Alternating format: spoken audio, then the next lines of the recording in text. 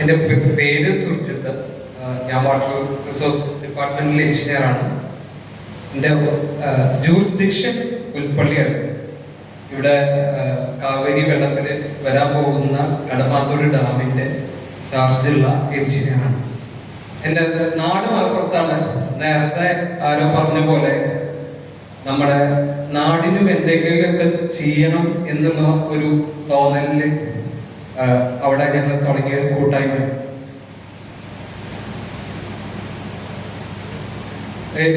ഈ വരുന്ന ഒരു PPT 10 മിനിറ്റ് കൊണ്ട് തീർക്കണം പറഞ്ഞിട്ടുണ്ട്. അതില് ഞാൻ കവർ ചെയ്യാൻ ഉദ്ദേശിക്കുന്നത് എങ്ങനെയാണ് ഈ ഐഡിയയുടെ ജെനിസിസ് വന്നത്, ഞങ്ങളുടെ ഏരിയ ഓഫ് ഇൻട്രസ്റ്റ്, ആരാണ് ഞങ്ങൾ, എങ്ങനെയാണ് ഞങ്ങൾ എക്സ്ട്രീം ക്ലൈമാറ്റിക് ഇവന്റ്സിന് ഞങ്ങൾ റെസ്പോണ്ട് ചെയ്യുന്നത്, ഞങ്ങളുടെ കീ ഇനീഷ്യേറ്റീവ്സ്, ഇനി ഞങ്ങളുടെ ഭാവിയിലുള്ള സ്വപ്നങ്ങൾ. ഈ ചിത്രം മലപ്പുറത്ത് അറിയുന്ന എല്ലാവർക്കും അറിയായിരിക്കും. ഇനി അത് മനസ്സിലായിട്ടില്ല എന്നുണ്ടെങ്കിൽ ആ പച്ച കളറിൽ കാണുന്ന ഭാഗങ്ങൾ ഒരു ഡെബ്രിസ് ഫ്ലോ ആയിട്ട് നിങ്ങൾ കണ്ടാൽ മതി. 2019 ഉണ്ടായിട്ടുള്ള കവളപ്പാറ ലാൻഡ് സ്ലൈഡിന്റെ ഒരു 5 കൊല്ലം കഴിഞ്ഞിട്ടുള്ള ചിത്രമാണ്. ഇത് കഴിഞ്ഞിട്ട് ആ കവളപ്പാറ ലാൻഡ് സ്ലൈഡും അതിനെ തുടർന്നുണ്ടായിട്ടുള്ള പ്രളയവും എല്ലാം കഴിഞ്ഞിട്ടാണ് ഞങ്ങൾ ഒരു സന്നദ്ധ സേവനത്തിന് വേണ്ടിയിട്ട് അവിടെ പോകുന്നത്. അവിടെ പോയിട്ട് അവിടെ ഒരു മുണ്ടേരി ഫാം എന്ന് പറഞ്ഞിട്ടുള്ള ഒരു സ്ഥലമുണ്ട്. ആ സ്ഥലത്ത് നിന്ന് നമ്മൾ പുഴ ക്രോസ് ചെയ്തിട്ടുണ്ടെങ്കിൽ ഒരു ഇരുട്ടൂത്തി കോളനി ഉണ്ട്. അവിടെ ഞാൻ നവോദയ പഠിച്ച എൻ്റെ ഒപ്പമുള്ള 2-3 പേരുടെ വീടുകൾ ഫ്രണ്ടിൽ ഒളിച്ചു പോയിട്ടുണ്ടായിരുന്നു. അങ്ങനെ നമ്മൾ അവരായിട്ട് സംസാരിക്കുന്നതിന്റെ ഇടയിൽ അവർ പറഞ്ഞു, സുർജി, ഈ വെള്ളം വരുന്നത് ഞങ്ങൾ അറിയില്ല, ഞങ്ങൾ സാധാരണ ഇതൊക്കെ അറിയുന്നുണ്ടായിരുന്നത്, പക്ഷെ അത് ഞങ്ങൾ നോക്കി നിൽക്കുകയാണ് ഈ വെള്ളം ഇങ്ങനെ കയറി വന്നതെന്ന് പറഞ്ഞു. നമ്മളത് ജസ്റ്റ് ഒന്ന് കേട്ട് വിട്ടു. പിന്നീട് അവിടെ റവന്യൂ ഉദ്യോഗസ്ഥർ വന്നിട്ട് ഒരു പാലം ഉണ്ടാക്കുന്ന പരിപാടി ഉണ്ടായി.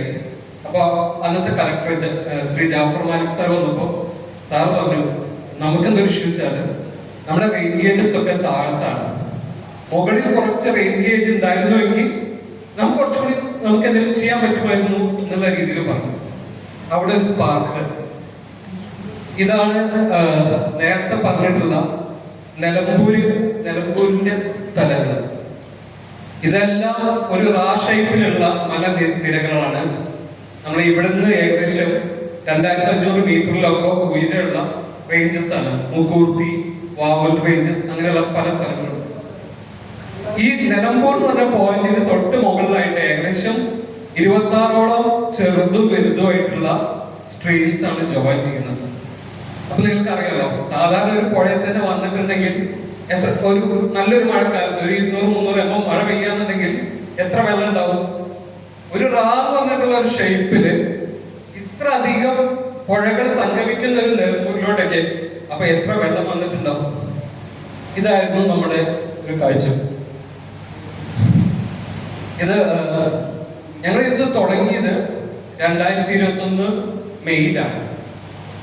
അന്ന് നമുക്ക് ഇതിനെ കുറിച്ച് വലിയ ഐഡിയാസ് ഒന്നുമില്ല. ഞങ്ങൾക്ക് മുമ്പിൽ പ്രീവിയസ് എക്സാമ്പിൾസ് ഇല്ല. അപ്പൊ ആദ്യം നമുക്കുള്ള നമ്മുടെ ഫ്രണ്ട്ഷിപ്പ് സർക്കിളും അങ്ങനെയുള്ള കുറെ പേരെ വെച്ചിട്ട് ഞങ്ങൾ ചെറിയൊരു ഗ്രൂപ്പ് ഉണ്ടാക്കി. ഒരു 10 പേരടങ്ങിയ ഗ്രൂപ്പ്. അങ്ങനെ എൻ്റെ ഒരു ഫ്രണ്ടിനെ വിളിച്ചിട്ട് ചോദിച്ചു, ഈ മഴ അടക്കാൻ പറ്റിയ ആരെങ്കിലും കിട്ടുമെന്ന് വെച്ചു. പുള്ളിക്കാരൻ പറഞ്ഞു, ഞാൻ ഒരാളെ പരിചയപ്പെടുത്തി തരാം, ആളൊരു മഴപ്രാന്തനാണ്, പറ്റുമെന്ന് നോക്കി. ആ നിൽക്കുന്ന ആളാണ് ആ മാഷ്. 40 കൊല്ലമായിട്ട് മഴ വളർത്തുന്ന മാഷ്. അങ്ങനെ നമ്മൾ ആദ്യം ഇതേപോലെ ആദ്യം മുതൽ തന്നെ ഞങ്ങൾ GIS ഇന്റഗ്രേറ്റഡ് ആയിട്ടാണ് കാര്യങ്ങൾ തുടങ്ങിയത്. മൊബൈലിൽ നമ്മൾ എടുക്കും, മൊബൈലിൽ തന്നെ നമ്മൾ ഡാറ്റ ഫീഡ് ചെയ്യും. എന്നിട്ട് ഇതേപോലെ അലേർട്ടുകൾ വരികയാണെന്നുണ്ടെങ്കിൽ നമുക്കറിയാലോ, ഏതെങ്കിലും ഒരു ഏരിയ ഫോക്കസ് ചെയ്യണമെന്നുണ്ടെങ്കിൽ ആ ഏരിയ നമ്മൾ അവിടെ റെയിൻഫോൾ കൂടുതലാണെന്നുണ്ടെങ്കിൽ, അല്ലെങ്കിൽ ഇനി വരുന്ന ദിവസങ്ങളിൽ റെഡ് അലേർട്ട് ഉണ്ടെങ്കിൽ നിങ്ങൾ ഈ ഏരിയ ഫോക്കസ് ചെയ്യണമെന്ന് നമ്മുടെ ഗ്രൂപ്പിൽ പറയും. ഇതാണ് നമ്മുടെ ടീമിനെ കുറിച്ച് പറയുകയാണെങ്കിൽ ഞങ്ങളെ കൾച്ചർ ഇതാണ്, localised citizen oriented weather monitoring. അതായത് താഴെയുള്ള എല്ലാവരും മഴയെ കുറിച്ചും വെതറിനെ കുറിച്ചും ഒക്കെ അറിയണം. ഇതേപോലത്തെ പിള്ളേരാണ് നമുക്ക് മഴ അളക്കാൻ വേണ്ടി സഹായിക്കുന്നത്. ഇത് പഴയ ഫോട്ടോ ആണ്. ഈ പിള്ളേരൊക്കെ ആറാം ക്ലാസ്സിലൊക്കെ പഠിക്കുന്ന കുട്ടിയൊക്കെ ഉണ്ടായിരുന്നു. ആ കുട്ടി ഇപ്പോഴും ഇപ്പൊ 9-10 എത്തി. ഇപ്പോഴും അതേ സ്പിരിറ്റോട് കൂടിയിട്ട് ആ കുട്ടി ഇപ്പോഴും മഴ അളക്കുന്നുണ്ട്. ഒരു ചെറിയൊരു കുട്ടി.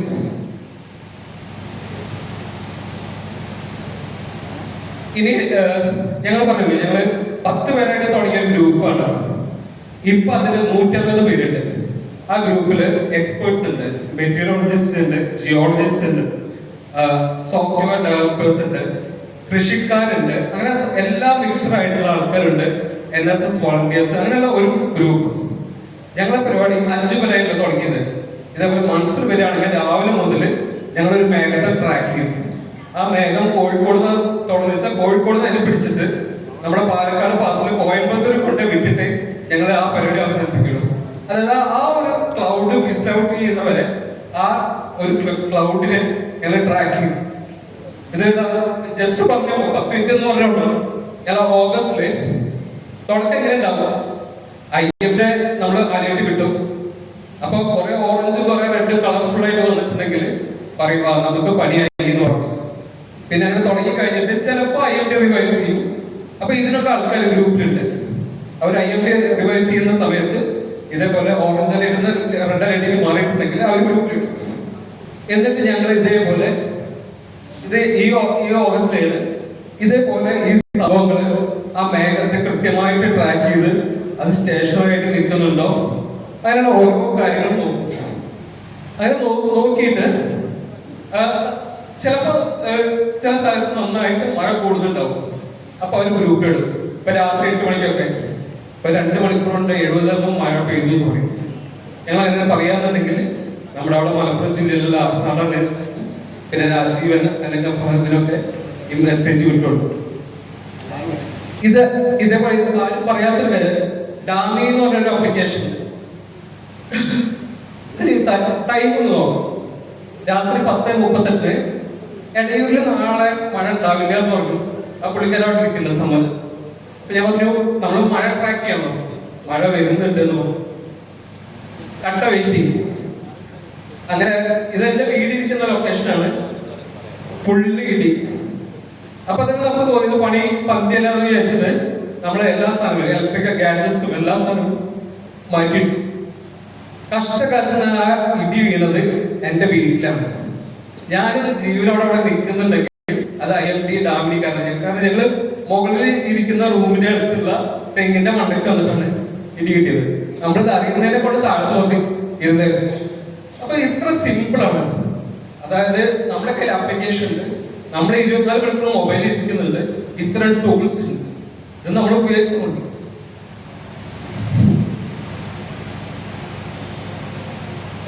പിന്നെ ഇതിന്റെ വിഷ്വലൈസേഷൻ ഒക്കെ നേരത്തെ പറഞ്ഞ പോലെ നമുക്ക് മൊബൈൽ ആപ്പ് ഉണ്ട്. രാവിലെ തന്നെ എന്റെ റെയിൻഫോൾ കയറി വരും. ഇത് കഴിഞ്ഞ ഈ മെയ് ആദ്യത്തെ ഫസ്റ്റ് വീക്കിൽ നമ്മൾ കിട്ടിയ റെയിൻഫോളാണ്. സാധാരണ ഇങ്ങനെയൊന്നും കിട്ടാറില്ല. 600 mm ഒക്കെ സാധാരണ മൺസൂൺ ജൂൺ 1 തുടങ്ങുന്നു പറയുന്നത് ആ ഒരു ഫസ്റ്റ് വീക്ക് തന്നെ നമുക്ക് നല്ലൊരു മൺസൂൺ കിട്ടി. ഇത് നമ്മൾ GIS ഇന്റഗ്രേഷന് വേണ്ടിയിട്ട് ഇത് മാപ്പ് ആക്കിയിട്ടുണ്ട്. മാപ്പ് ആക്കാൻ ചെയ്യാൻ പറ്റും, ഡൗൺലോഡ് ചെയ്യാൻ പറ്റും, എക്സൽ ആക്കാൻ പറ്റും. ഏത് രീതിക്ക് വേണമെങ്കിലും കൺവേർട്ട് ചെയ്യാനുള്ള സൗകര്യമുണ്ട്. ഇനി ഇത്തരം കാര്യങ്ങളൊക്കെ നടക്കുന്നുണ്ട്. ഞങ്ങൾ ഇനീഷ്യേറ്റീവ്സ് ആയിട്ട് എടുത്തതെന്ന് വെച്ചാൽ മിഷൻ കരുവാരക്കുണ്ട്, ഹർപർവ്വതമായ റേഞ്ച്, പിന്നെ ചാത്തന്നൂർ ഹസാർഡ് അനാലിസിസ്, റിവർ അതായത് റിവർ വാട്ടർ മോണിറ്ററിങ്, പിന്നെ NITC-നും GCT-ലെ പിള്ളേരായിട്ട് നമ്മൾ കൊളാബ് ചെയ്യുന്നുണ്ട്. അതിൽ ഈ മിഷൻ കരുവാരക്കുണ്ടിന്റെ ഒരു പ്രത്യേകത പറഞ്ഞിട്ടുണ്ടെങ്കിൽ സാധാരണഗതിയിൽ നമ്മൾ ഈ അളന്ന മാത്രം പോലല്ലോ, നമുക്ക് നമ്മുടെ ഈ അളവ് കാരണം ഒരു ജീവന് പോലും നഷ്ടപ്പെടരുതെന്ന് ആഗ്രഹിക്കുന്ന ഒരു കൂട്ടം ആൾക്കാരാണ് നമ്മൾ. ഇതിന്റെ ഒരു വാട്ടർ ഷെഡാണ് ഇത്. ഒലിപ്പുഴ എന്ന് പറഞ്ഞിട്ടുള്ള വാട്ടർ ഷെഡില് ആലപ്പുഴ എന്നുള്ളൊരു കുട്ടി വന്നു. നല്ല വെള്ളച്ചാട്ടമുള്ള സ്ഥലമാണ്. പ്രത്യേകിച്ച് വേറെ എവിടെയും മഴ ഉണ്ടായിട്ടില്ല. അവിടെ ഒരു മഴ പെയ്തു, ഒരു ഗഷ് ഓഫ് വാട്ടർ വന്നു, ആ കുട്ടി ഒലിച്ചുപോയി, മരിച്ചു. നമ്മൾ ഈ ന്യൂസ് ഒക്കെ നമ്മൾ കേൾക്കുന്നത്, പക്ഷെ നോക്കിയപ്പോൾ വെച്ചാൽ മലപ്പുറം ജില്ലയിൽ വേറെ എവിടെയും മഴ പെയ്തില്ല. വളരെ ലോക്കലൈസ്ഡ് ആയിട്ട് പെയ്തൊരു മഴ. അത് ആ മഴ നമ്മള് പിന്നെ നോക്കിയപ്പോ ആകെ അരമണിക്കൂറിൽ 20 to 22 mm അടുത്ത് മാത്രമേ മഴ പെയ്തിട്ടുള്ളൂ. ആ മഴയത്താണ്, അത്രയും ചെറിയൊരു മഴയത്താണ് ഒരു ചെറിയ സ്ട്രീമിൽ ഉണ്ടായിരുന്ന ഒരു ഒഴുക്ക് വന്നിട്ട് ഒരു കുട്ടി മരിച്ചു.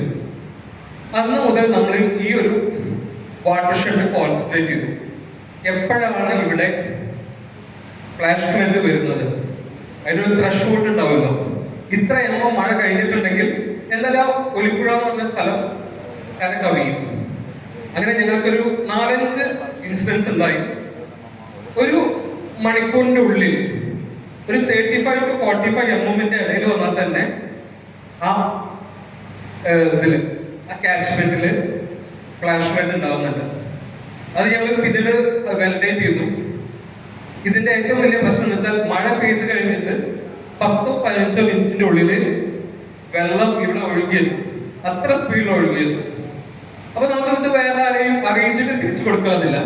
അവിടെയുള്ള ചായക്കടക്കാരോടും അങ്ങനെയുള്ള കുറെ പേരോടും നമ്മള് ഇതിലോട്ടേക്ക് കയറ്റി. ഈ ത്രഷോൾഡ് ലിമിറ്റ് കഴിയാന്നുണ്ടെങ്കിൽ കഴിയാൻ പോവാന്ന് തോന്നുകയാണെങ്കിൽ അപ്പൊ തന്നെ ചായക്കടക്കാരോട് പറയും, ആൾക്കാർ പുഴയിലിറങ്ങുന്നത് ശ്രദ്ധിച്ചോ, വെള്ളം വരുന്നുണ്ട്. എന്റെ തവണ വെള്ളം വന്നപ്പോ മൂപ്പരും നമ്മളെ കണക്കിൽ ഓക്കെ.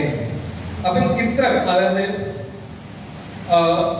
ഡൗൺ സ്കെയിൽ ചെയ്തിട്ട് ഓരോ വീട്ടുകാരനും ആ ഒരു വീട്ടുകാരൻ എന്റെ റിസ്ക് എന്താണ്, എനിക്ക് എത്ര മഴ പെയ്താൽ എനിക്ക് സേഫായിട്ട് നിൽക്കാൻ പറ്റുന്ന രീതിയിലോട്ട് എല്ലാവരും അറിയുക എന്നുള്ള ആ ഒരു വിനാശീലാണ് ഞങ്ങൾ കാണുന്നത്.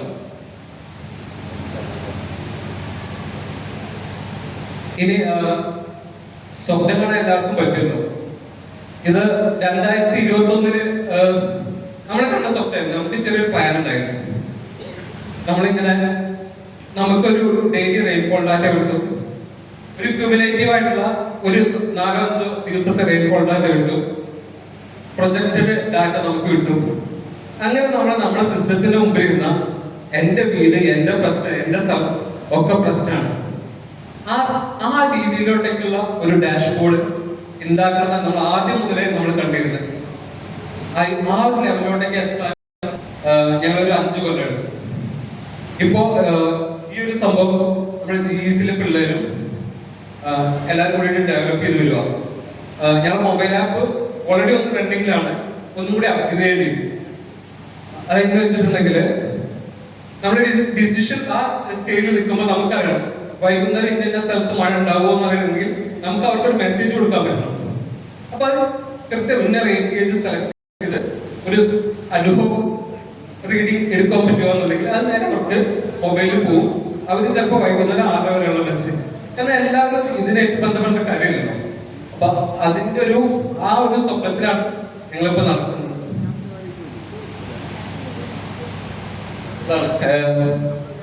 നിലമ്പൂരില് ഫ്ലാഷ് ഫ്ലഡ് ഉണ്ട്, ലാൻഡ് സ്ലൈഡ് ഉണ്ട്, സാധാ ഫ്ലഡ് ഉണ്ട്. ഇതാണ് ചുരുങ്ങിയ കഥ. ഈ കഥയ്ക്കൊപ്പം ഞങ്ങള് അനവധി യാത്രകള് ഈ വാട്ടർ ഷെഡ് തലേന്നും വലുന്നു, ഓവാലി, കൂടല്ലൂർ, പന്തല്ലൂർ, മേപ്പാടി, അമ്പലവയൽ, അങ്ങനെ എന്തെങ്കിലും ഒരു ദിവസം ഫ്രീ ആയി കിട്ടുകയെന്നുണ്ടെങ്കിൽ ഞങ്ങൾ